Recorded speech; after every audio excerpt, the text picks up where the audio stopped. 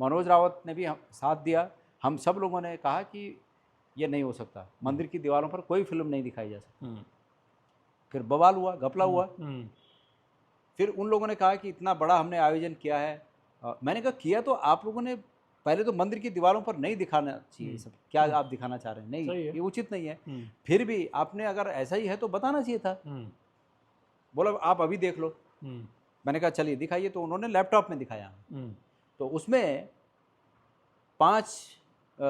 17 minute की spiritual film थी, जो कि तथ्य उसमें बहुत अच्छे नहीं थे। तथ्यों में मतभेद हो सकता है, लेकिन भावना स्पिरिचुअल थी।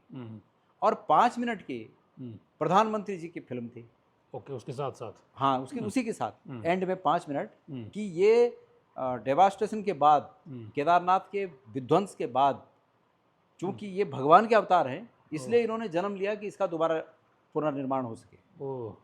हमको इस पर बहुत मुझे आपत्ति थी। मैंने कहा बिल्कुल नहीं, कोई भी इंसान भारत का प्रधानमंत्री हो सकता है, भारत में पैदा हुआ व्यक्ति, भारत का नागरिक भारत का प्रधानमंत्री हो सकता है, भारत का राष्ट्रपति हो सकता है। लेकिन जिस स्थान पर हम भगवान की पूजा करते हैं, यहाँ मानते हैं कि यहाँ भगवान है, उस स्थान पर उसको हम नहीं देख सकते कि ये भगवान है। ये नहीं हो सकता, बिल्कुल नहीं हो सकता। हमने बोला हमारी लाश के आधार पर यहाँ दिखाया जाएगा। ओके। और अंत में उन लोगों ने ये माना कि ठीक है, हम इस 5 मिनट के आखिरी के पोर्शन को कट कर देते हैं, उसको नहीं दिखाएंगे। और तब जाके रजामंदी बनी कि आप स्पिरिचुअल दिखाओ, ये नहीं दिखाया जाएगा। अब जब इतना बड़ा घपला हो गया, वहाँ से निशाने पे ले लिया उन्होंने आपको। जब इतना बड़ा घपला हो गया तो इसका अर्थ ये था कि अगले दिन उनका विजिट कैंसिल हो गई।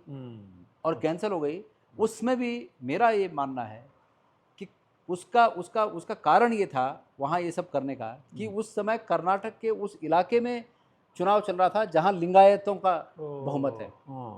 तो टारगेट लिंगायतों को करना था। और आपको याद होगा उसके बाद वो लिंगायतों को के उस इलाके को इफेक्ट राजनीतिक रूप से करने के लिए, इस तरह का काम करने के लिए वो पशुपतिनाथ गए। आप रिकॉर्ड चेक कर लें, माननीय प्रधानमंत्री जी पशुपतिनाथ गए, फिर यहाँ नहीं आए। तो इतना बड़ा प्रोग्राम अगर मेरी वजह से खराब हो गया तो मैंने टारगेट पे आना ही था। तो मैं टारगेट पर आ गया। तो कभी डर लगता है जब इसका जो अचानक चुनाव लड़ने? अब सुनिए, आप जो एजेंसीज की आप बात कर रहे हैं, मैं आ गया टारगेट पे। मुझे नोटिस आए, वो सब मैं उसको फेस करूँगा।